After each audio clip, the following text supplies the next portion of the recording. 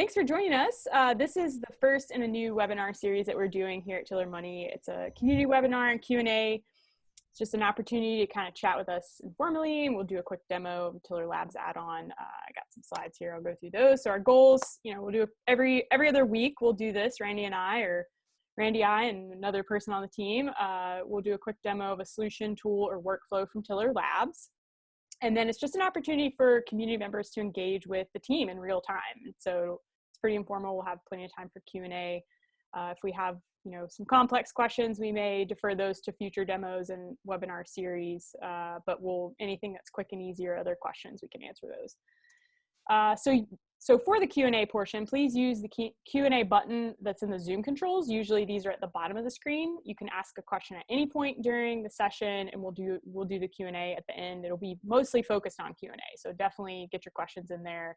Be thinking about what questions you have, and just use that Q&A button. We won't really be answering questions that are shared in chat, but feel free to use the chat for just feedback or hoorahs and things like that. So tomorrow around this time, we'll be sending an email with a link to the recording for this webinar, as well as any referenced help docs or community topics, anything like that. We just like to send a resource email that comes automatically if you registered.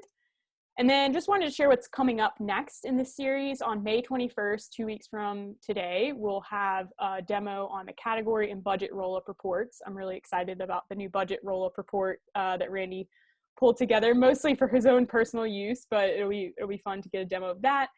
And then June 4th, this one will probably be a little bit longer. I would like to do a more in-depth session on the Tiller budget via the Tiller add-on. That's for envelope and zero sum budgeting. I get this question all the time in the weekly foundation webinar, and so that one will probably be a longer demo, but I think it's definitely something worth doing. And I'll have Randy, who engineered most of that code that's running that thing, on the call with me to answer funky rollover questions or whatever. So maybe, I don't know.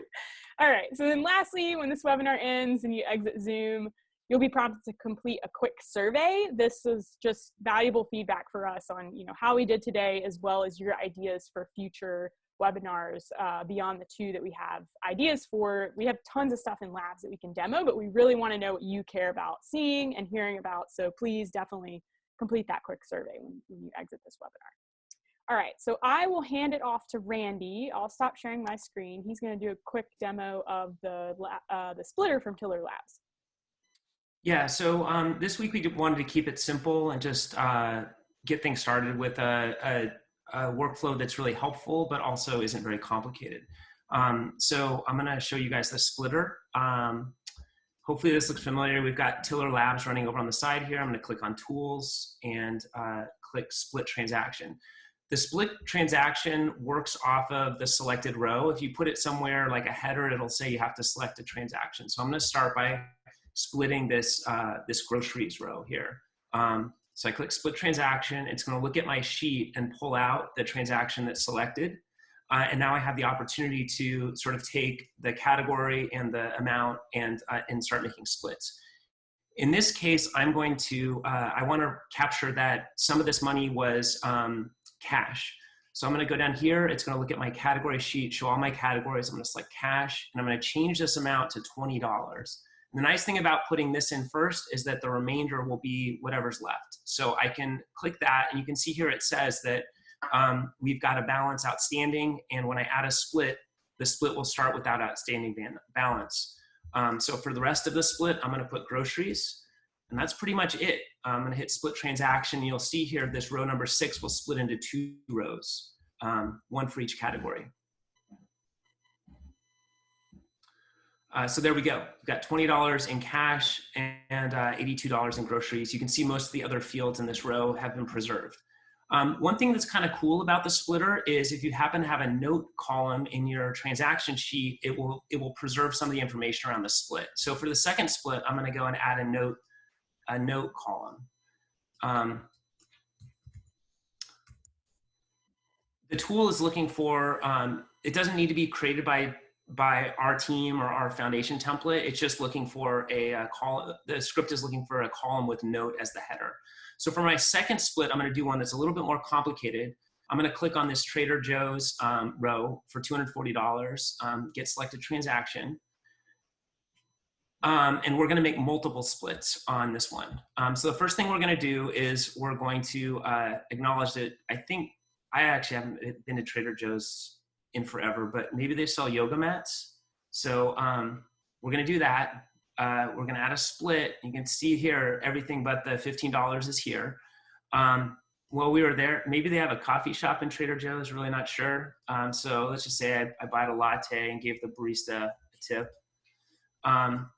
And now, let's say, do they sell shampoo? Not sure.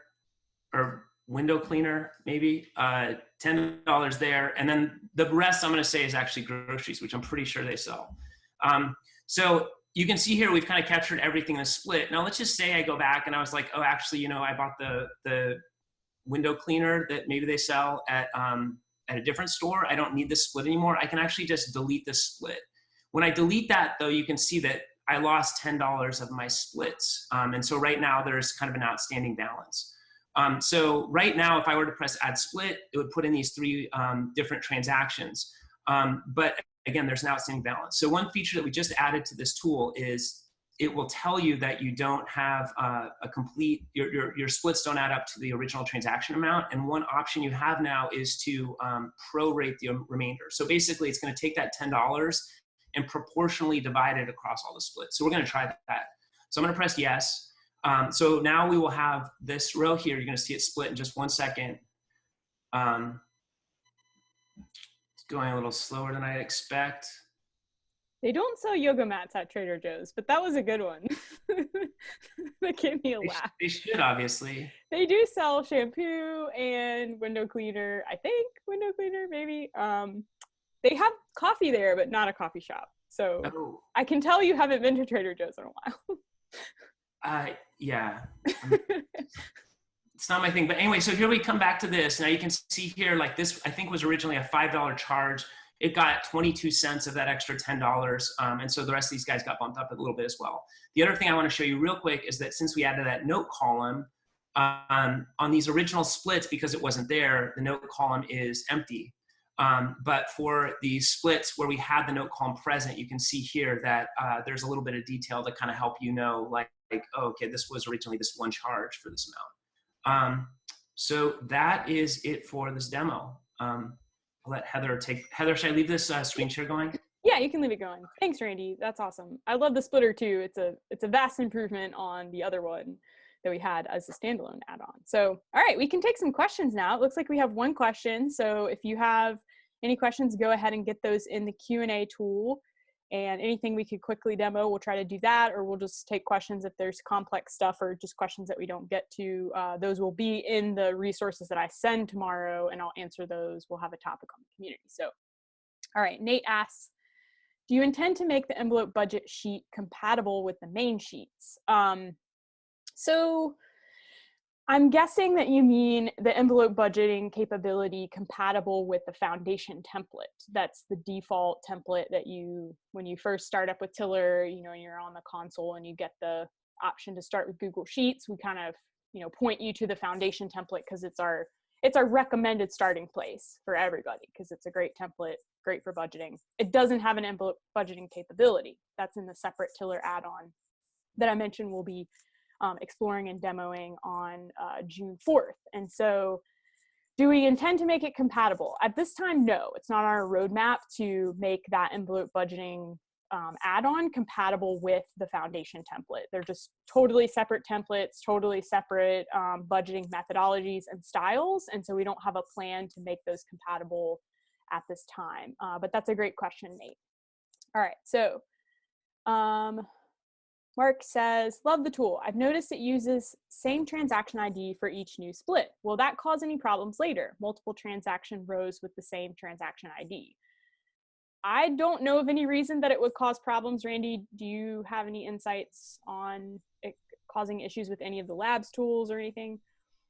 That is a great question. I haven't seen any places where that causes conflicts. A few of our tools, like the migration helper, do look for that. So they are actually expecting to see multiple transactions, and that's part of how we recognize splits out of a source sheet and make sure all the splits are migrated properly into a destination sheet if you've seen that tool. But that's just off the top of my head. That's the only workflow that I can recall that actually sort of looks for and is affected by multiple transaction IDs. Yeah, I can't think of any reason why having the same transaction ID would mess anything up. I think it's helpful because a lot of times in support, we ask for transaction IDs for things. And so knowing that it's a split and that's why it has the same transaction ID is helpful. But without that note column, you may not remember that it was a split. So I think that was, it's great that you demoed that note column to kind of help with the history of what those transactions were, especially because they do have the same ID. So that's a great question, Mark. All right, so anybody else get your questions in now? Randy, do you want to show them where the support, like documentation information is about the splitter on the community and how to kind of engage with the community to, learn more about the splitter as well as, ask questions? I think you can just go to the community and search is probably the easiest way. I was going to see if it was embedded in the add-on there. That's a good point. I don't think it is. That's something we should add. Yeah, a lot of the Tiller Labs workflows are have kind of shortcuts, like learn more about this tool. I put splitters. Here we go. So so this is the documentation on this. There's a little simple demo here, and a long thread. If you have a question, it might already be answered. Awesome. So yeah, that's where right now, if you had questions about how to use this or something broke, or I think even in the discussion on that topic, there were quite a few feature requests, like that prorate thing. That's where that got introduced, that idea, and and then you implemented it, or maybe not. I think it's like down. No, it is there. It's somewhere. Okay. Yeah, we do look at. We're not just looking at, but we're active in the forums. A lot of times, if you ask a question, one of our team will be there to respond, and like that prorate feature was in the forums for about a month. 2 users kind of suggested, and another one said, "Yeah, that would help me as well." And we built that a couple weeks ago. So certainly, if you have ideas, we would love to hear them and make them a reality if they kind of make sense with our roadmap. Definitely. And we have a feature request category at the top level where you can add things and vote. There's a lot of stuff that's already on there. So definitely recommend checking out those and adding your own. All right. So it looks like Hutch asks, do I need to click on the description column for the row I want to split, or can I click on any column in the row? Sorry. Yes, you can actually click anywhere in the row. You can click over on the side here and select the whole row. You can pick some random field in here, but basically it's just going to go in and look and see which the active cell, like which row is it in. I'm sorry I closed this, so but I can show that while we take another question.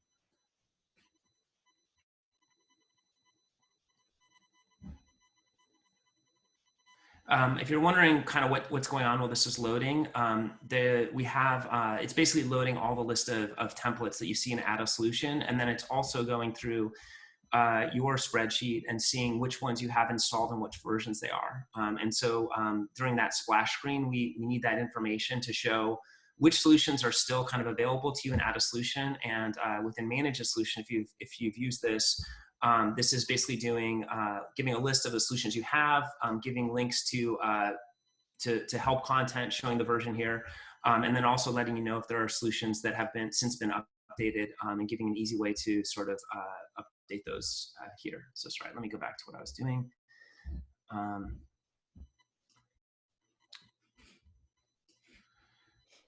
So here we are. We're in the account column, and when the tool loads, it immediately runs that get selected row, and you can see here it's come in and picked up this row that the cursor was in. Yeah, it's interesting too that it doesn't recognize that that's like a split of another split, but I don't think that matters. Just an interesting observation I made. Okay, great question, Hutch. All right, so Devin asks, Heather and Randy, what are your favorite solutions? Do you have a favorite, Randy? Well, that's a tough question. My My new favorite, so I've been a tracker forever, and now this year our family is trying to do a budget for the first time. So my new favorite. So anyway, I'm really enjoying the foundation budget tools, monthly budget, yearly budget. My new personal favorite is just this budget roll up report, which we'll demo next week. Just because I just worked on that basically because it was a frustration of mine in terms of getting to the end of the month and not really knowing kind of why some of my categories blew out. Beyond that, like I think the weekly analysis is kind of one of my favorites. It's just such a quick and kind of graphical way to see kind of how, for example, your grocery spend bounces around across on a weekly basis. Heather, I'm not sure how this sheet is in terms of data that will be easy to show. But here you can see, like for example, here we just have groceries selected. We have a 52-week period. It looks like the history only goes back to about December. But you can just click on something like your coffee spend, if that's tracked, and kind of just see the trends here, what your average is. It's just so quick and easy and visual. I love too that in the add-on it gives this, visit the support page. We make it really easy to get you to the content that is appropriate for the specific solution right after you install it. Looking forward to some new, features we'll hopefully also build in to help people engage with the community. It looks like maybe the dog is going crazy, Randy. Yeah. When we were in Seattle in January, we got to spend some time at Randy's house. We were all there for like a planning meeting. I got to meet his little dog, and she has a love-hate relationship, it seems like, with the mailman. So whenever he's back there like looking out the door, I'm like, oh, it's his dog. She's going crazy. Kind of a love-hate, yeah, love relationship with everyone, and then hate with the mailman. Okay, I got it right. So as far as my favorite solutions go, I like this one too. I think this is a great visual indication. It's interesting. We refreshed this specific solution when we launched the Labs add-on, late summer last year, midsummer last year. And so this was one of the very first solutions that Tiller offered when we first got started back in 2015. I think this was in our standard template that was it was a part of that, and then it was in the weekly expense tracker, and Randy revamped it when we put it in Lab. So I really like this one, but I also really like the monthly analysis sheet. It does have a lot of horsepower in it, but I just love it because I can drill down into a specific category and just see how I actually did. So like if you go into the change it to filter by category and then go to groceries, to me this is like this is a dramatic, you gotta wait for it to kind of load up and recognize that it's looking at groceries. Now change to the category to groceries. This is just an interesting way to kind of get a visual of like how things have changed since it looks like, so since, we've all been kind of staying at home and not really, we haven't really been getting takeout and with all this going on, the pandemic. And so, my budget is, I changed it for this demo. This is my demo sheet I use every week for the webinar, weekly webinar. So it used to be like 400, maybe 300 or something like that. And so you can see that my actual spending reflects that in the chart there, but then it's just like shot way up above like 600. And so I love this monthly analysis because it just gives a visual indication of like how things are changing for you. And when you are budgeting, it's great because you get that like budget line, and then you get the actuals line to help you gauge like, if I have a goal to stop eating out at restaurants so much, how am I actually doing? So this is one of my favorites. I pushed to get this one built by a Labs team. So I think it's, I'm a little biased. So that was a great question, Devin. All right. So looks like we got one more from Catherine. So anybody out there listening that has more questions, go ahead and get them in. We'll be on for, about another 10 minutes if we keep getting some questions here. So Catherine asks, can you use the splitter for investments? You can use it for any transaction. I'm not sure if there's a specific use case you're thinking of, Catherine. Maybe, Randy, you have an idea of what she might be talking about with using it for investments. Yeah, Catherine, I don't know if it's possible with this format to add some detail, like Heather said, that you can split anything in the transaction sheet. But I'm not totally clear on the use case. I think a lot of times with investments, there are a lot of transactions that come in maybe that aren't reflected in our feeds. I had this question, I think, in support the other day. You know, you're getting like one aspect of the investment transaction, but there are other things that are missing. And I personally don't know, because I don't track my investments in my transactions sheet very closely like that. But I think that you probably could, you know, you could, I think, I mean, you can take a split. Interesting, you could just say no on that prorate thing. The remainder, I'm just thinking about like if you wanted to split it, but it wasn't actually, you were just using it as like a workaround for getting multiple transactions in, but you weren't actually using the remainder, like the calculations, because you can just manually input whatever you want into those fields, right? And it might say like you have a remainder, this doesn't add up, but does that really matter? You can put what you want, but they will inherit the date. I haven't tried that, but they will inherit the date, the transaction ID, and the account information. They'll try to basically use that from whatever the row you selected was. Mm-hmm. And then, yeah, if you say don't prorate, basically, whether you're doing an investment or a normal transaction,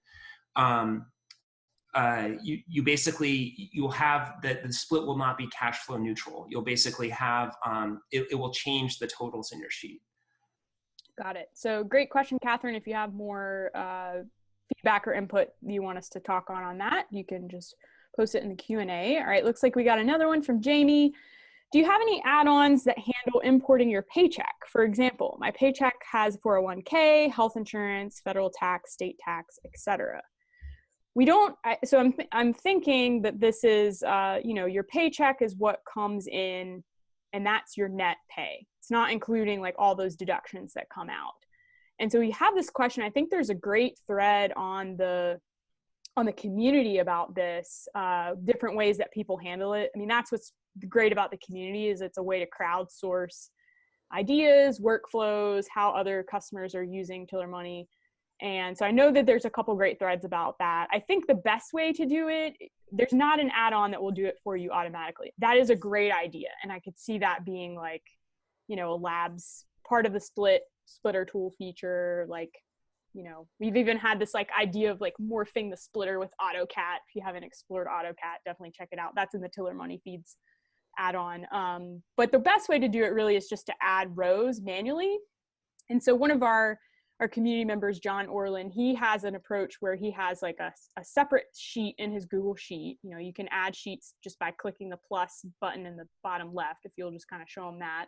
So he has like a separate sheet where he has these line items for those deductions already like, you know, mapped out in here with the description, the amount, because it's usually the same every month, maybe with the exception of taxes if you're not on a salary, and then like the date. And then he just changes the date and he just adds those rows in manually every month. And that's the way that he handles it, but there are other ways to handle it. We do have the manual transaction add. You could add them like one by one if you want to show them maybe, Randy, where the manual transaction is in the Tiller Labs add-on, and kind of talk through that. Yeah, that is right here. Just have to give a shout out to my son who's providing live feedback to me. That's awesome. He got onto the thread. Thanks, Bison. Yeah, Bison's. All right. I actually haven't read any of it because it's distracting, but I'm kind of curious what he wants me to do for next time differently. Okay. Yeah. So manual transaction. This basically is a workflow that allows you to add transactions in that didn't come from your feeds. The nice thing here, why would you do this instead of just you know, inserting a row? It does a number of things that make it easier and more reliable in terms of adding transactions. You can certainly add them on your own. If you have been doing that, there's not an issue with that. The nice things that it does are it helps you kind of leverage existing categories. So it should make some steps like that easier, existing accounts. So let's put one in. Let's just say that I paid for some house cleaning. And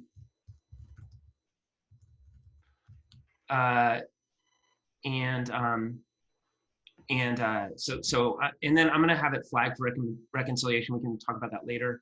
And let's just say that happened today. So I'm gonna press add transaction. You'll see this transaction will be inserted in row at the top of the sheet, I think.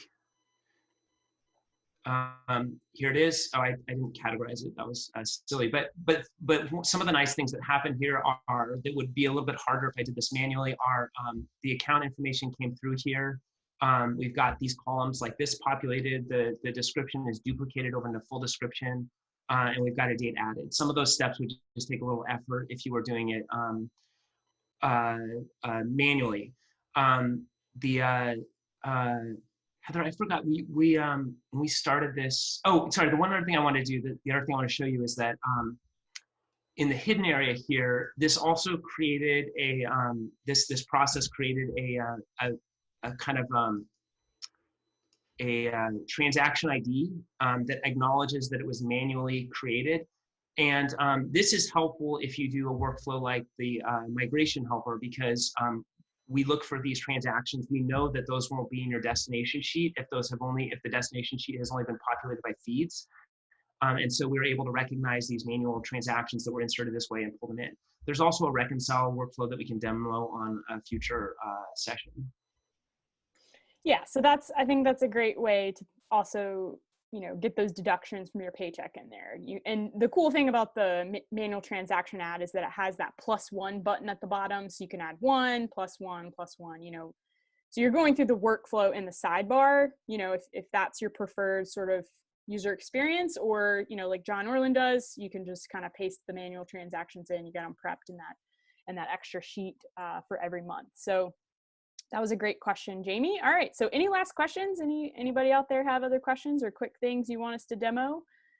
We're happy to stay on and take a few more questions. If not, we can wrap.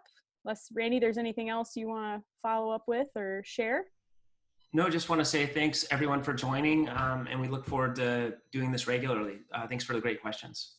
Yeah, thanks everybody, and be sure to fill out that quick survey that's going to pop up, and we will share that email with the resources and the Q&A tomorrow. Everybody have a great day. Thank you. Bye.